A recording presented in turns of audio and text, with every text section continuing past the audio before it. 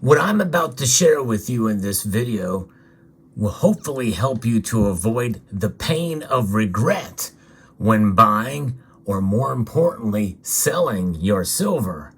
Because we all know what happens when we do things that we don't like that causes pain and hardship. Sometimes we have to do them as we bite the bullet. And we don't want to do that with silver. We want to be pleased and feel like we are making the right decisions at the right time whenever we are making our purchases and even selling this metal. So let's get into some of those reasons and so much more as we explore.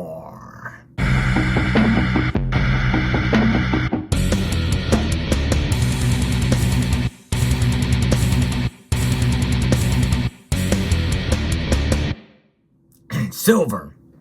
Many of you are relatively new to buying this metal, and you probably have seen a lot of different styles that you can buy this metal in.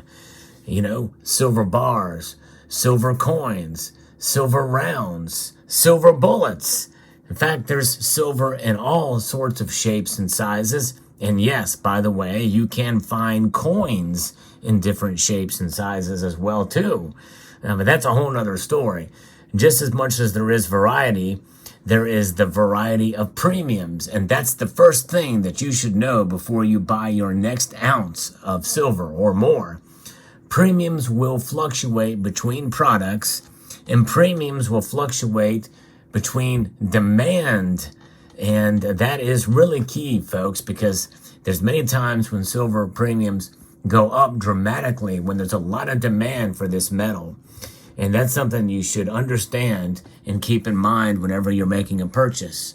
Folks, when you buy silver, you are taking a loss right out of the starting gate, because no place is going to buy your silver back at the price you pay for it. That's silver stacking 101. In fact, that's buying anything 101. That is the nature of the game. But what happens is with most investments, and by the way, silver should not be seen as an investment. That's really a point number 2 that you should know. Silver is a long-term proposition, which means that when you buy it, you're buying it with the hopes that it will preserve your wealth. You are freezing the purchasing power of your money by investing in sound money, and that is silver. But silver is a metal that has certainly fluctuated in spot price and in premiums. And those premiums in periods of high demand, typically you will get some of that premium back when you go to sell, but not nearly as much as you would hope you could get back. In fact, it may be even worse, with the difference between the premiums you get back and the price that you pay when you make your purchase or whenever you go to sell. The difference can be quite dramatic, rather than a normal silver market where you get maybe a slight percentage under spot, or you get paid based off of what is known as bid price, which is the price that is bid for silver in the markets, and that is the price that dealers or wholesalers pay for it from you and from others in their supply chain, as opposed to the ask price, which is the price of silver that you pay. That's the spot price is based on that price, and then you pay a couple of dollars or whatever it is above that. So keep that in mind. And what does that mean for you as a silver buyer? Whenever you purchase any silver and you're buying it with the understanding that, hey, I better hold on to this and wait and see what the market does. And so when you know that you make a purchase, that it may take a fairly dramatic move to the upside before you could break even, then you have an understanding that, hey, you need to be patient and hold on to your silver, because the spot price could go one way or the other. And by the way, this is probably the biggest piece of advice and the best advice I could give you whenever you make a purchase of silver.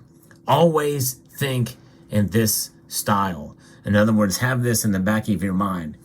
I'm going to add this item to the cart, and when I add it to the cart, if I'm buying it online or if I go into the local coin shop and buy this 1 ounce silver coin, I'm going to automatically expect that the spot price is going to go down the same day or the next day, and it's going to go down dramatically. If you go in with that mindset, just understanding and expecting it, and that's what's known as Murphy's Law, but I've kind of coined the phrase salivate's law because it seems to happen to me a lot. You have to live with that possibility that it could happen. You expect that to happen and then are pleasantly surprised if it goes the other direction.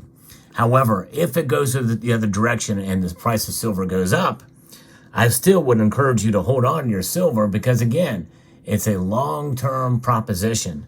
It's a long-term proposition indeed, for sure. And if you are a pure silver stacker, you're gonna want to get the silver that is the most recognizable for the lowest premiums possible. And there are plenty of examples of that type of thing that you can buy. Typically, American Silver Eagles, such as you see here, have relatively high premiums now. So this is probably not the ideal silver to buy as a pure stacker, but it is the most recognizable silver coin out there.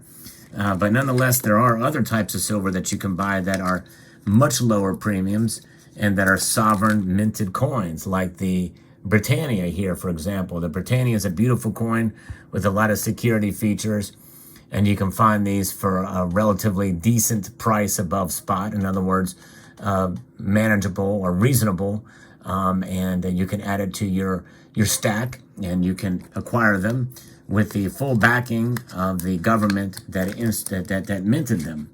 There's other pieces as well that tend to have higher premiums, some types of pieces, and then there's other rounds that you can get.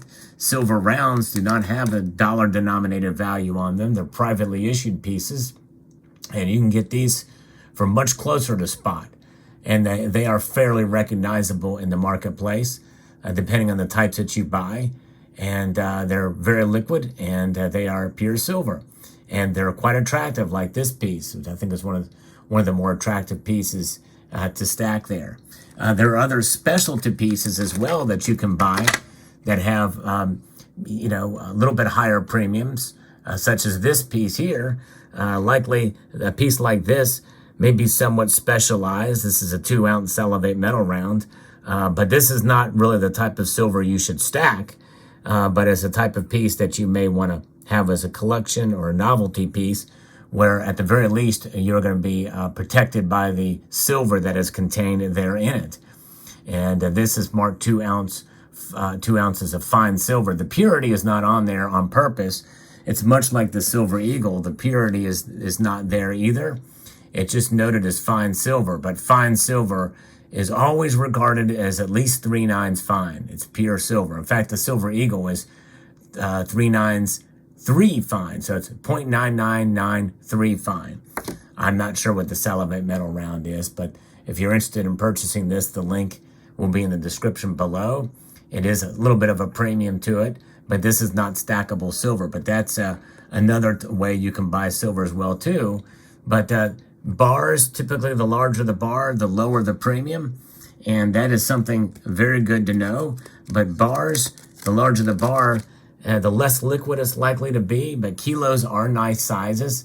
And this is a sovereign piece here. This is from the Perth Mint, very well-established mint in Western Australia.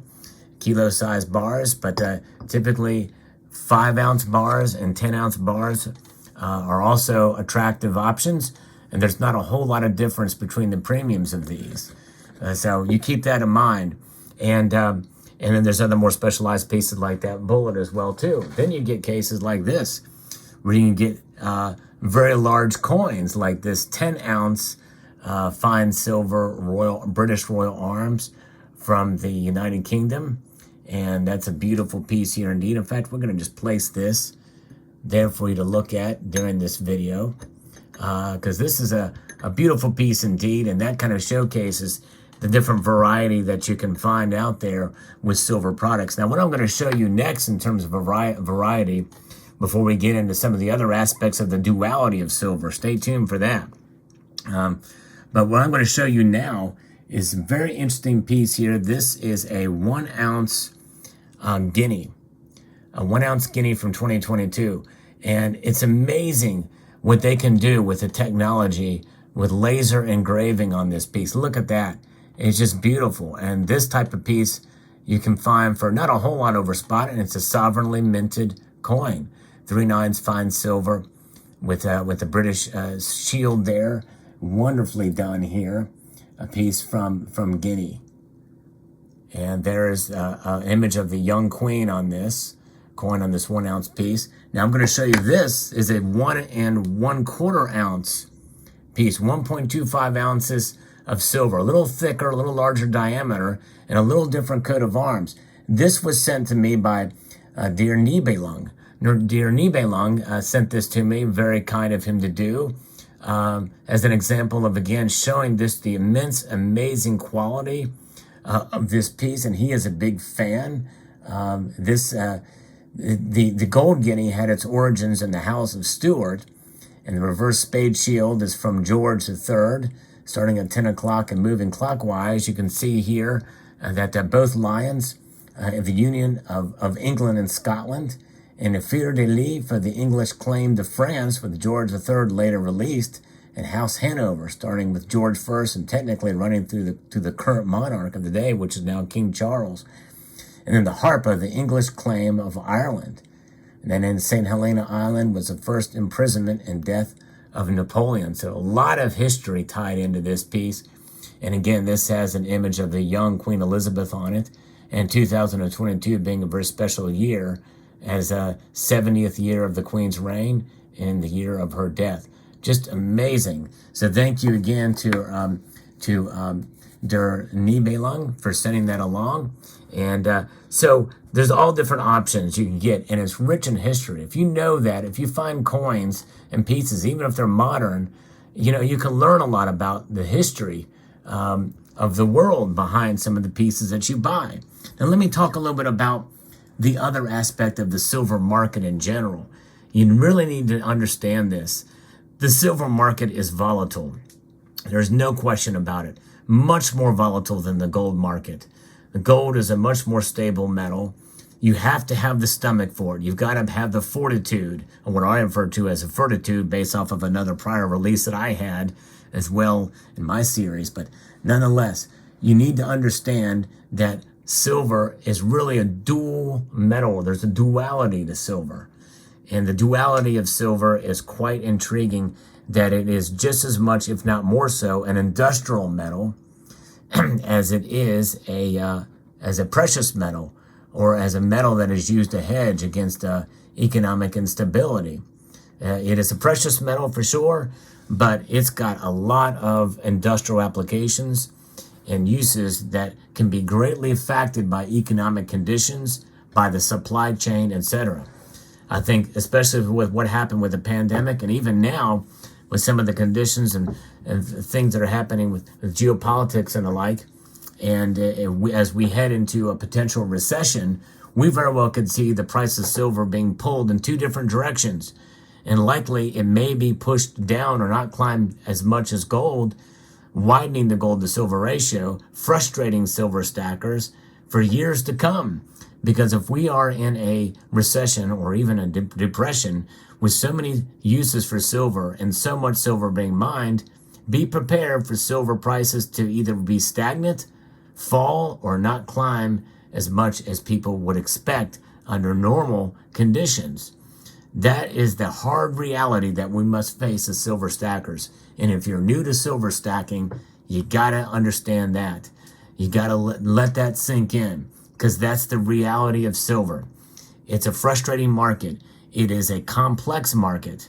Now, with that being said, I do understand, and I'm more open-minded now than ever before to price manipulation. In fact, manipulation we know does happen, and it happens frequently, and it has happened frequently. It's been documented. I've documented it on this channel and covered news stories about it. In fact, sentences are ready to be handed out to those who have been caught doing it from about 2008 through 2016 with JP Morgan, the largest silver manipulation scam that's ever been perpetuated on mankind.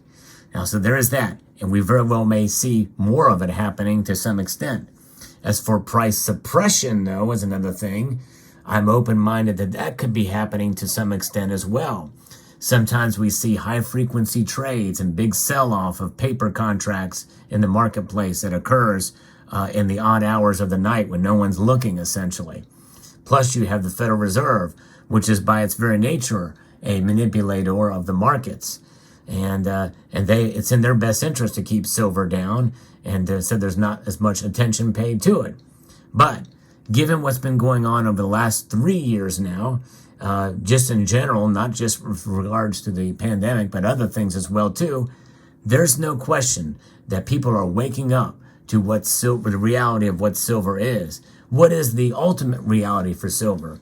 The silver is a wealth preservation device. It is the ultimate savings account and savings vehicle, that along with gold, to preserve your purchasing power. It's like an insurance policy. If you view it in that regard and understand over the long term, you will break even. And that's the best we can hope for with silver. And whenever the price goes down, think of it like an insurance policy, where everything is, quote, good, at least for the time being, economically and strategically and what have you, everything is good. So you're getting a lower premium on your insurance. When the spot price goes high, that means we are under duress and you're going to pay more for your silver. And I would encourage you to understand how to buy the metal as well too. I've posted videos talking about that, where I take a modified version of dollar cost averaging, where I buy a bit more of it when the price dips, even dramatically, and less of it or not at all while the price spikes, especially dramatically. So you keep all these things in mind, and there's probably more. Again, it's a complex market. We've talked about all the different varieties of silver that you can have to stack and to add to your collection, in different ways that premiums are regarded. We've talked about the market and how volatile it is, and we've talked about premiums that you pay and how they can fluctuate, not only in terms of the types of silver, but also in terms of temporally as well too, especially when there's a great demand for silver. So you keep those things in mind and understand all of that I just mentioned, you're going to be okay. And then you will be better prepared for the mindset whenever you make your next buy of silver. And also will help you when you sell your silver as well too. So I hope you found this video insightful, educational, and informative. If so, I hope you will consider subscribing to the channel, pressing that thumbs up button down below. And I want to extend a multitude of gratitude to each and every one of you for taking the time to watch this video, and encourage you to please rate, share this video among other social media platforms, comment, and subscribe.